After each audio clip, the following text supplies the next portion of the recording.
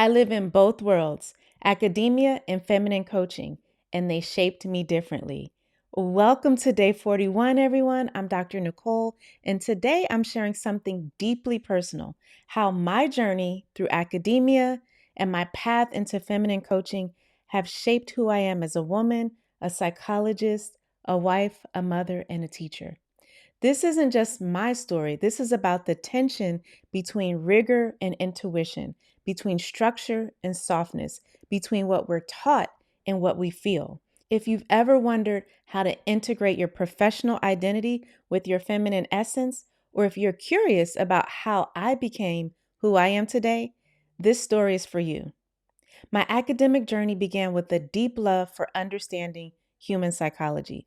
I was fascinated by why people do what they do, how relationships work, and what creates healing and what creates harm. Academia taught me rigor. Everything had to be backed by research, evidence, and peer reviewed studies. And this was ingrained through my undergraduate and PhD studies. I learned to think critically, to question assumptions, and to base my understanding on solid psychological principles and science. There were frameworks for everything: diagnostic criteria, treatment protocols, ethical guidelines. I learned to organize complex information into understandable systems. I was trained to separate my personal experience from my professional knowledge, to maintain boundaries between my own healing and my client's healing. I learned to trust my analytical mind, to articulate complex concepts clearly, and to hold my own in academic and clinical settings. This foundation was crucial. It gave me credibility, depth of knowledge, and the ability to help people from a place of genuine expertise. But it also created some challenges that I didn't recognize at the time. Working as a therapist deepened my understanding of human psychology in ways that textbooks never could. Clinical work taught me compassion, sitting with people in their pain, their confusion, their growth. It opened my heart in ways that academic study alone couldn't. Humility: no matter how much I knew theoretically, each person was unique. I had to learn to hold my knowledge lightly and meet each client where they were. The power of presence. Sometimes the most healing thing I could offer wasn't an intervention or technique, it was simply being fully present with someone's experience. The limits of traditional therapy, though, reared their head. While therapy was incredibly valuable, I started to see that some healing required more than just talking. It required embodiment, energy work, and addressing the whole person.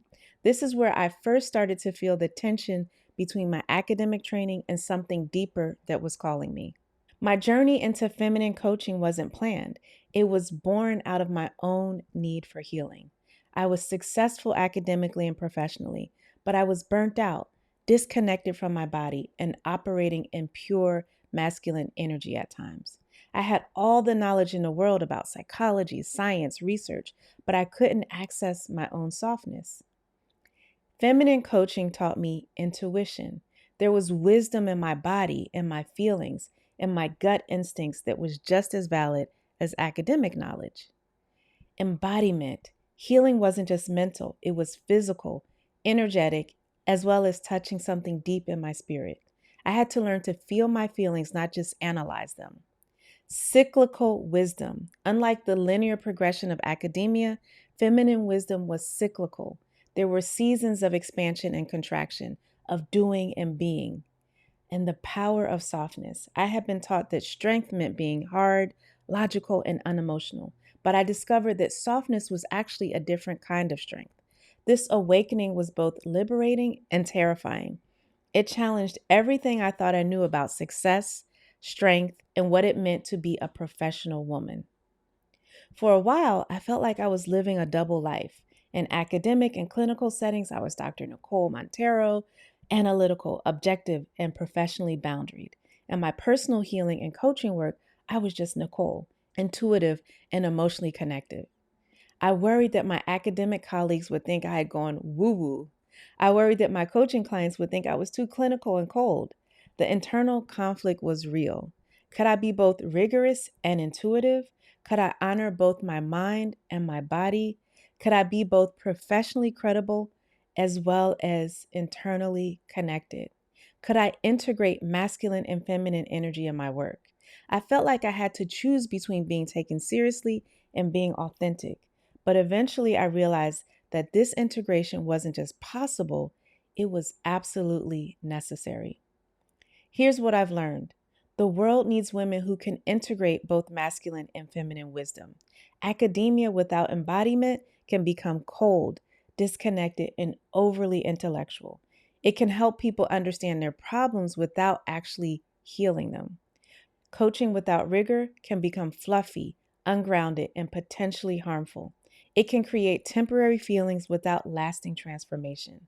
But when you integrate both, you can offer evidence based wisdom that's also deeply intuitive.